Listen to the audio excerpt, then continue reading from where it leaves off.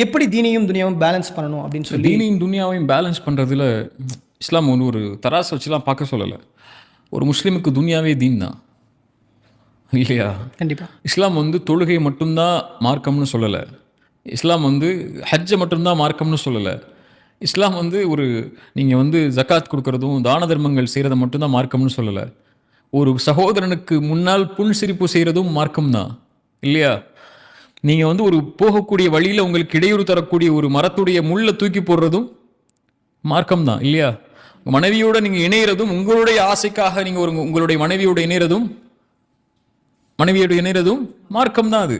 அதனால் இஸ்லாம் மார்க்கத்தையும் துன்யாவையும் பிரித்து பார்க்கல. இன்னைக்கு பிரித்து பார்த்தீங்கன்னா அது பிழை. அது இந்த உலகத்தில் நீங்கள் வாழக்கூடிய எல்லா நேரத்திலையும் அல்லாஹ் அனுமதித்த முறையில், அல்லாஹ்வுடைய தூதர் அனுமதித்த முறையில் எதை நீங்கள் செஞ்சாலும் சரி, அதுதான் தீன், அதுதான் துன்யா.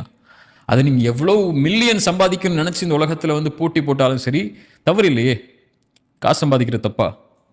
நீங்கள் ஒரு மில்லியனர் ஆகணும், பில்லியனர் ஆகணும், நான் பெரிய பெரிய பிஸ்னஸ்மேன் ஆகணும், நான் கோடி கோடியாக சம்பாதிக்கணும் அப்படின்னு வாழ்கிறது தப்பா? இல்லைல்ல. மறுமைக்காக உங்களை தயார்படுத்திக் கொள்ளுங்கள். வலா தன்ஸ நஸீபக மீனத் துன்யா. துன்யாவுடைய விஷயத்தில் உங்களுடைய பங்கை நீங்கள் மறந்துடாதீங்கன்னு தான் நல்லா சொல்கிறா.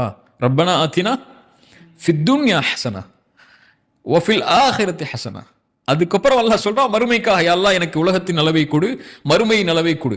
உலகத்தை நீங்கள் தூக்கி போட்டீங்கன்னா மறுமையே இல்லையே. இதை பேஸ் பண்ணி தான் அல்லாஹ் உங்களுக்கு மறுமையை வச்சிருக்கா. இப்போ இதை பேஸ் பண்ணி மறுமையை வச்சவன் ஒவ்வொரு நொடியிலையும் இஸ்லாமை வச்சுட்டான். இஸ்லாம்ங்கிறது ஒன்றும் இல்லை, அல்லாஹ் கடமையாக்கியதை செய்யுங்க, அல்லாஹ் அனுமதித்த முறையில் செய்யுங்க, அல்லாஹ்வுடைய தூதர் அனுமதிச்ச முறையில் செய்யுங்க. இதை செஞ்சிட்டீங்கன்னு சொன்னால் இந்த துன்யா தான் உங்களுக்கு மறுமை தான் துன்யா.